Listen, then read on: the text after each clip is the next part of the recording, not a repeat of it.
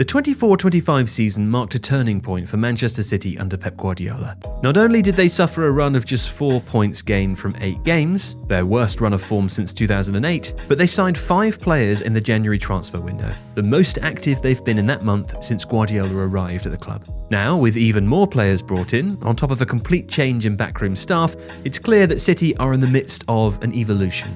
So, how exactly did they play football today? To understand why Manchester City struggled so much last season, it's essential to grasp the fundamental principles that underlie Guardiola's style of football. These can be broadly categorised into 3 areas. Firstly, patience and security on the ball. Guardiola wants his team to control possession even under fierce pressure, finding free players in space and circulating the ball to slowly wear down opponents. Secondly comes creativity and ruthlessness. Due to the way Guardiola's sides play, their opponents are often squeezed backwards. But this makes the penalty box more crowded, and therefore makes it harder for City to create chances themselves. So players need to be capable of finding solutions to a packed box and not let chances go to waste. And finally comes defending. Guardiola's mindset has always been to keep opponents far away from his goal. This requires both intensity and organisation without the ball, so that when City don't have it, they can win it back as quickly as possible. So, in hindsight, it is not that surprising that Guardiola's team struggled last season. When Rodri got injured against Arsenal in September 2024, they lost one of their best players at instilling calmness in possession. Without him, City struggled to maintain control. Then, with Phil Foden, Jeremy Doku, and Savinho struggling for form, on top of Kevin De Bruyne's injury issues, City also lost much of their creativity. This often left Erling Haaland starved for chances, suffering his worst goal-scoring season in a City shirt, and for Guardiola, it marked his worst attacking return across his entire career.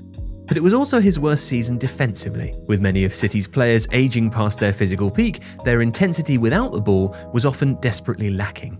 Combine that with a league where every team has the quality to punish you, be that Bournemouth or Brentford, and it made a recipe for consistent points dropped. So, to compete this season, Guardiola is faced with a choice. Does he try and restore City to their past best, or does he try and use the last season's failure to create something new?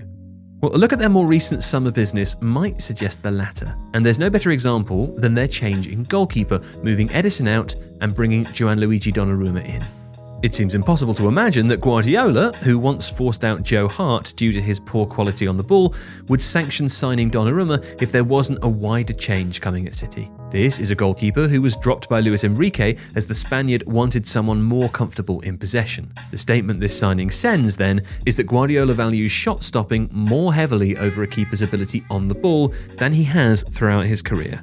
Then comes the next summer addition in Rayan Aït-Nouri from Wolves. While not signalling quite as big a change as Donnarumma, Aït-Nouri has generally thrived in the Premier League as an overlapping wingback, while Guardiola has traditionally favoured fullbacks who are comfortable inverting into midfield. Perhaps therefore this also suggests a change in thinking there too. Of course, there are other City signings that feel more in line with what's come before. Tijani Reinders is a dynamic midfielder who excels at finding pockets of space and carrying the ball forwards. He should go some way to replacing İlkay Gündoğan. Meanwhile, Ryan Cherki was one of the most creative players in Europe last season and could be their long-term heir to Kevin De Bruyne. You could argue that Cherki also doesn't neatly fit into the Guardiola model either, given his weaknesses when pressing, and it's hard to imagine City regaining their intensity without the ball with Cherki in the side. But it does seem like City are set on rejuvenating their press, given their decision to add Pep Lijnders to Guardiola's backroom staff. He was Jurgen Klopp's assistant at Liverpool during a period where they were possibly the most aggressive pressing side in Europe. And in the opening games of the 25-26 season, it's clear that Lijnders has already left a similar mark at City. Against Brighton, for example, City deployed an incredibly aggressive setup, leaving huge vulnerabilities at the back, in the name of attempting to force Brighton into an error higher up the pitch.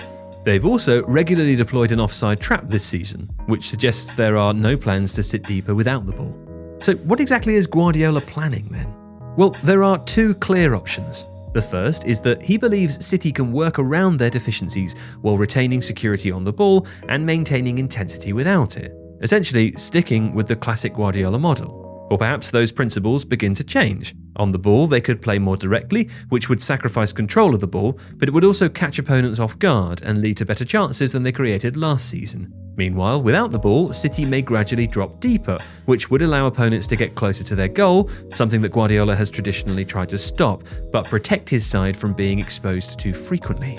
Whatever the case, if Guardiola wants to win another Premier League title, he will need to get this evolution right. Otherwise, the 24-25 season might not go down as an off year.